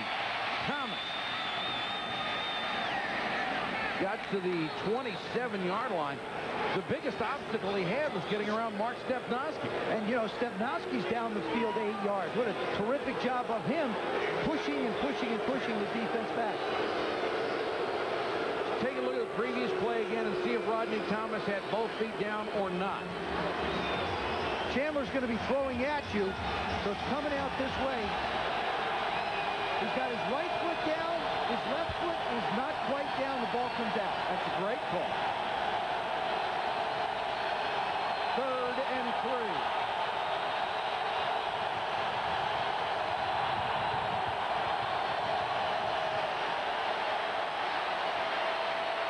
Tip and incomplete. There's a flag down. Once again, Martin Bayless was the thorn in the side of the Oilers offense. I think you've got to give some credit to these Kansas City Chiefs fans. I mean, it's the noise they're making that is forcing Chandler to have to use his hand signals instead of just turning from side to side to audibilize. But you know something? The Chiefs ought to be used to it. And, I mean, the Oilers should be used to it because they've been playing better on the road. Number 73 offense moving prior to the snap. There is no play. 3rd down. This is a break for the Oilers because it's a dead ball foul. The Chiefs can't turn the penalty down and bring up 4th down. Yeah, it also is a trick that Neil Thomas uses. He makes a sudden move at the offensive lineman, causing him to flinch. Excuse me, Neil Smith. 3rd and 8.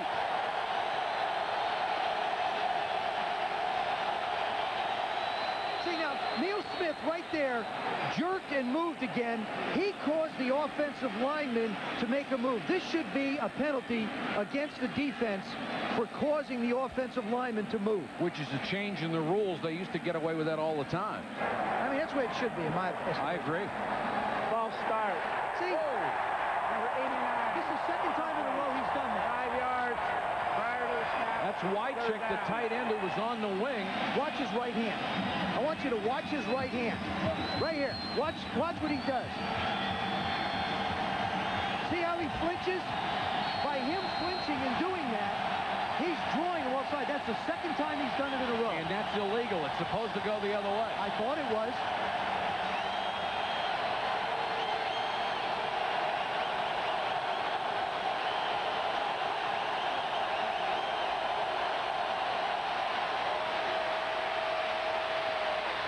Chandler to McNair, and McNair dives out to the 35 for the 1st down.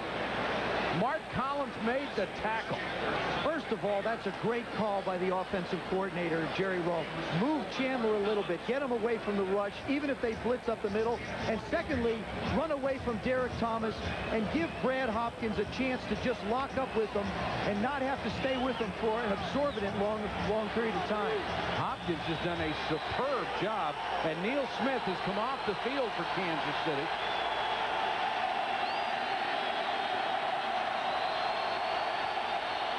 They've got Pelham McDaniels in at the left end.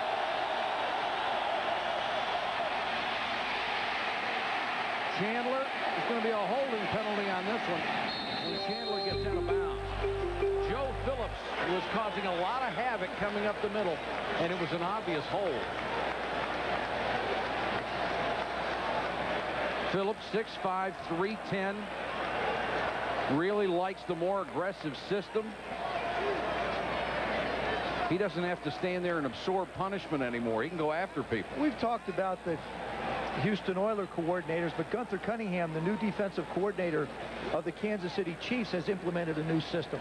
And he had Joe Phillips for 5 years in San Diego and said he's playing better now than he's ever played. Holding, number 77, offense, 10 yards, first down. Number 77, Kevin Donnelly, the right guard. Joe Phillips, number 75, gets hooked inside. Donnelly's just got him locked up.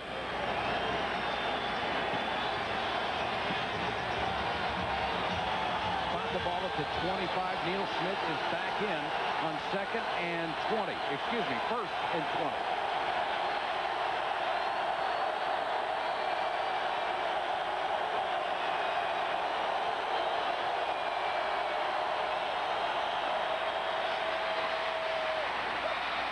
Chandler complete to Wycheck up at the 44-yard line. What tremendous protection that offensive line is giving Chandler. Unless the Chiefs bring backers Martin Bayless or Mark Collins up the middle, they can't get to Chris Chandler. Look at the job they do up front. Count 1 1,000, 2 1,000, 3 1,000, 4 1,000.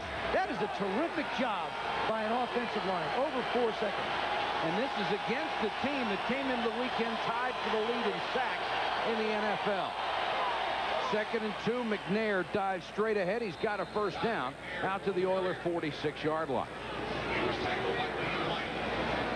So we talked earlier about Chandler's success on the road and the Oilers' success on the road. They say they don't mind 77,000 people screaming because they don't get it at home anymore. They only have 30,000 people and not making any noise at all. That's been the toughest thing for Jeff Fisher. His football team can't get excited about the move because the people at home that have been very loyal Houston Oilers fans would feel insulted. And sort of the team is caught in the middle of whether they should be excited or not.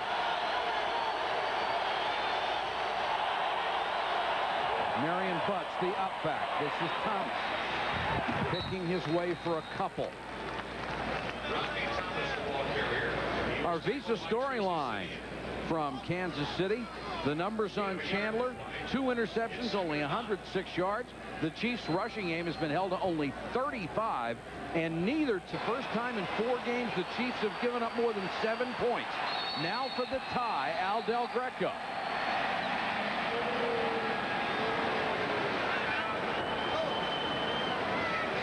And a timeout called by Kansas City.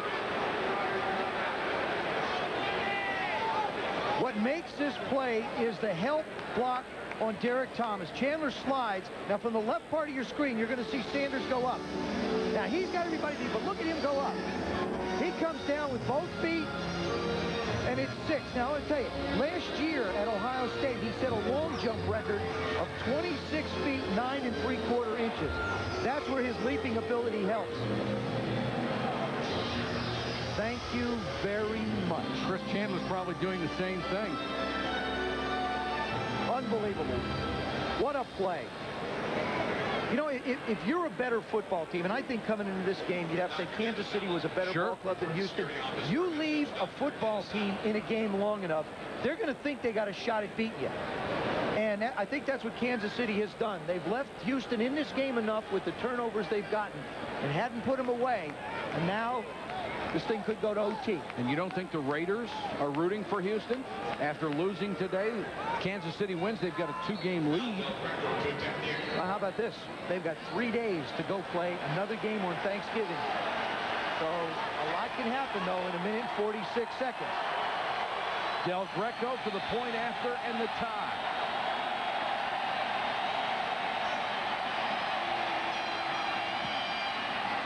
Almost blocked. Derek Thomas came flying in and nearly got a piece of it.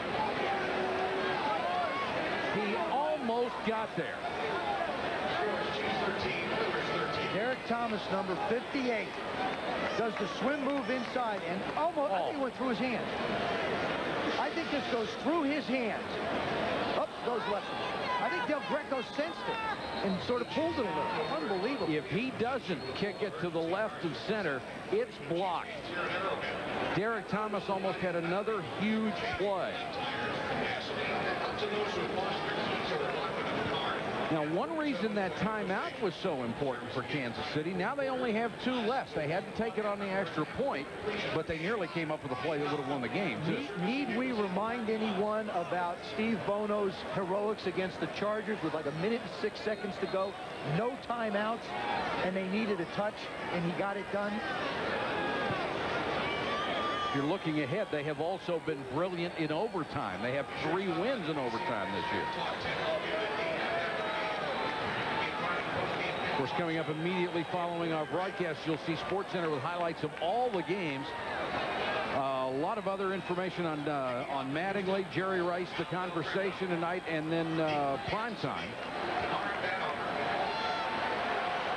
1:46 left to go in this game. Tied at 13. A defensive battle and a beauty from Kansas City. And there is Vanover. Has a 99-yard kickoff return to his credit this year. From the 14. And cut down at the 26. What a tackle by Odie Harris.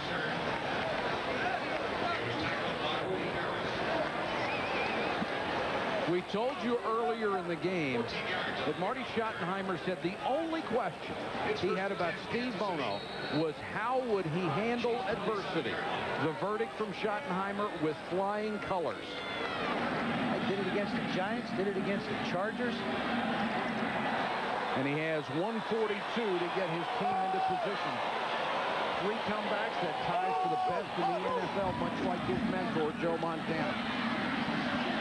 Screen, Kimball Anders. Got a couple of blocks across the 40 to the 43. Gain of 15.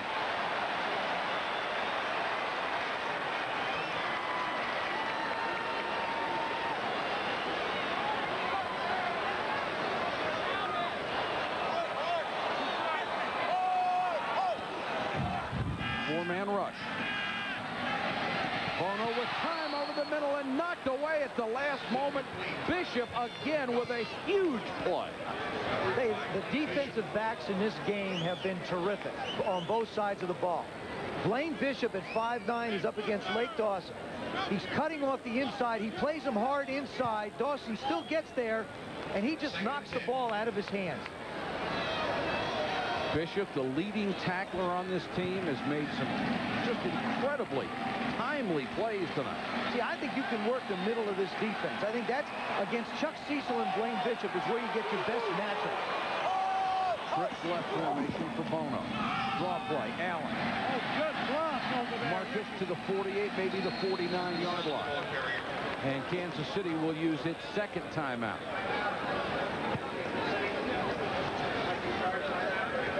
They have 1 left, and will be facing a 3rd and about 3. Lynn Elliott, who has kicked a 53-yarder in his career. For them to do that, they need another 15 yards. Go back for a second to that touchdown reception by Sanders. What a wonderful job. Chandler slides, feels the pressure, and then just hangs this thing up.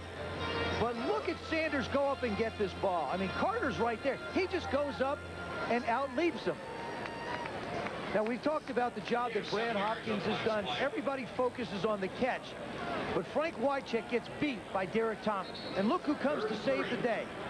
Brad Hopkins comes back and saves Chris Chandler's backside so that he can make a play.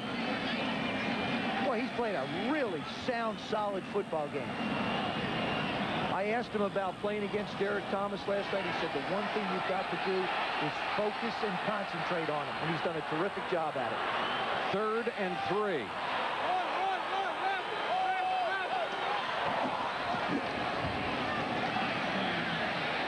And Bono just throws it away. There's a flag down. And you know what's disconcerting to me about that is after a timeout, the Kansas City Chiefs had to break the huddle and got to the line of scrimmage with 6 seconds to go on the clock. Now, to me, if you have to rush to the line, you're not going to be able to execute the play the way you want. Why, after a timeout, can't you call it and get there and get something positive? Agreed.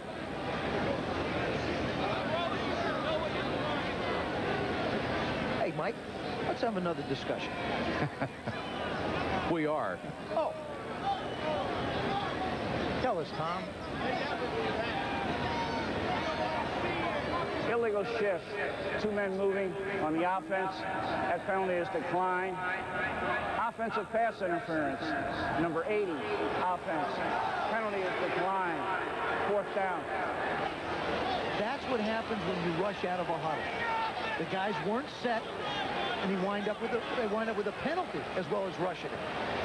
But back to your point, all that came after a timeout. I know. And now Jeff Fisher wants one. He will have 2 left. And I think Jeff Fisher is already thinking overtime, not what do I do in the last 58 seconds of this. Depends on what happens with the ball. I mean, if they can get a decent return and this doesn't go into the end zone, I think Aguiar is going to kick it into the Chief seats. But I think the field position is going to dictate what he wants to do. There they are, Pittsburgh at 7-4. Houston, they could move into second place tonight. At 4-6. With the win, would go to 5-6. The Chiefs, of course, come in with the best record in football at 9-1. Oakland losing today. They could go to 10-1, but if they lose, it's 9-2, and the lead is down to a single game. Now, let me tell you something. You talk about a warrior of football. Jeff Hostetler took a pounding, went into the thing with his hand in a glove, his left hand in a glove, a bad shoulder to start with, and just gutted it out to try and play against the Cowboys today. So Aguiar will punt on 4th and 3 with 58 seconds to go in the game. You go for a block here? No, because it's less than 5 yards. Running into the kicker penalty would even get them a 1st down. A drop for the return. Aguiar very high. Mel Gray with nobody around him signaled for the fair catch at the 15-yard line. Now, you got 2 timeouts. You've got 51 seconds. You only need a field goal. You practice this every day, Mike. Every day you practice in football. And normally the coach never gives you 2 timeouts. They only give you 1. I think you split out the people and you work Seaborn. Malcolm Seaborn would probably be in the slot. He and Frank Wycheck, number 89, the tight end, would be the people I would try and work to. Take the corners out, let them go beat up one another, and work the inside part of the field. And the last time he threw to Seaborn, he was wide open in the middle. Screen and diagnosed beautifully by guess who? Derek Thomas, and McNair goes down in a hurry. 18 out of 36, 173 yards for Chandler, but he has the 3 interceptions to go with the 2 touchdowns. And if he throws this thing anywhere, he's got to make sure only his people can get it. Draw play to McNair. Got room to run. Fumbled the football. Picked up by Mark Collins. Touchdown.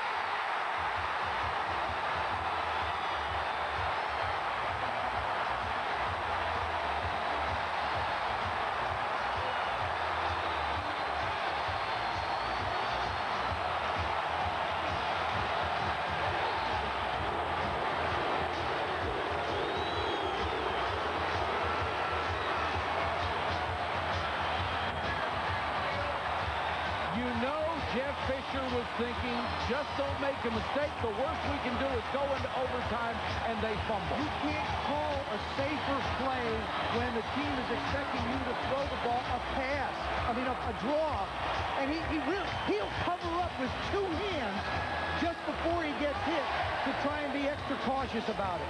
And Collins goes 33 yards with the fumble recovery for the touchdown with 19 seconds to go in the game. What a turnaround. You know, Bobby Ross, the coach of the Chargers, referred to the Kansas City Chiefs as an efficient football team. They have made their own luck for what might be a 10-1 record. The 4th turnover by the Oilers offense. And Lynn Elliott with the point after.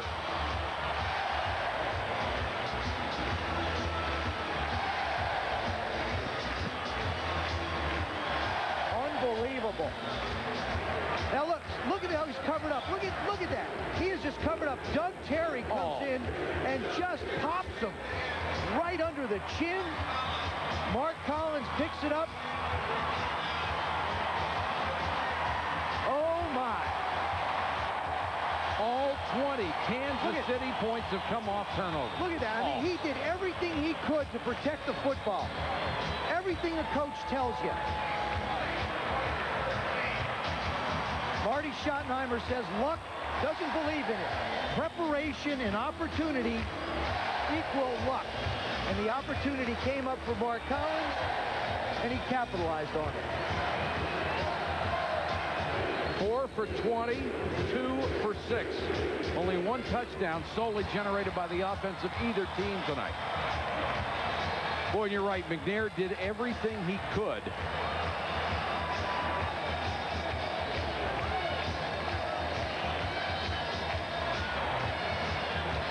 Todd McNair, the former Chief. That even hurts a little bit more because this game is special for him. Played on 2 Super Bowl winners with the Giants. Now Lynn Elliott will kick off. 15 seconds to go in the game. Man, what a turnaround. It looked like we were going to have some free football. Now it's up to Mel Gray, and they won't even give him a chance. Squib kick. They're going to try to get it back to Gray. They don't get it back to anybody at the 14-yard line. With only 8 seconds to go, there's that man again. The guy who shook it loose makes the tackle on special teams. And you have to feel for the Oilers, especially the defense. They played so hard tonight, got back in this game, scored more points off of Kansas City than anybody has in a month, and then they lose on that play. Did a sensational job of shutting down Kansas City's offense. Kansas City has only gained 181 yards all night long. The Chiefs called the timeout this time. Well, I'll tell you, Todd McNair just feels sick. I mean, you really have to take your hat off to the Houston Oilers football team. I mean, the offense hung in there. The defense played sensationally. But you got to give a lot of credit to those Chiefs. I mean, the Chiefs will not die. Look at this. Watch this. He even does the right thing. He switches it away from the people that are coming. And then the ball just gets knocked away from him by Terry. It's just with a shot like that, there's not much you can do. Overtime, they've won with a field goal, a punt return, and an interception for a touchdown. Now, all of a sudden, with 15 seconds to go, they find another way to make it happen. Every week, it's a new hero. I was just going to say, it hasn't been one guy who has stolen the spotlight. It has been a tremendous team effort, and that's what I think has Marty Schottenheimer so excited about this team, because they don't have all the superstar names. You've got Thomas and Smith on defense, of course, but everybody has been a contributor. That's why it looks like they're going to be 10-1, the best record in the NFL. It would take another miracle for it not to happen. Well, the Oilers had a miracle on their last touchdown to tie it. This would be even bigger. They'll go with the out wide check. Nice catch on the throw from Chandler to the 34. Now, but there's only 3 seconds left. Let me regress on the kickoff before. The kickoff was caught on the 35-yard line. Yeah. And then with 15 seconds to go, if he falls down, maybe there's 12 seconds, okay? Instead of 8 left. So you could have gone, maybe get one more play to have an opportunity, instead of trying to pitch the ball back and do something. Not only the time, they lost 21 yards. I know. Last play of the game, barring a penalty. Chandler throws short and off the hands of Thomas, incomplete. It's over. The Chiefs, with a huge defensive play, have gone to 10-1 and beaten the Houston Oilers. Our final score, Kansas City 20, Houston 13. Coming up next, Sports Center. Keith Olbermann and Dan Patrick bring you up to date on all the NFL highlights, news on Don Mattingly, and our conversation tonight with Jerry Rice. For Joe Theismann, Mark Malone, and our entire ESPN crew, this is Mike Patrick. Thanks for watching, everybody, and good night from Kansas City.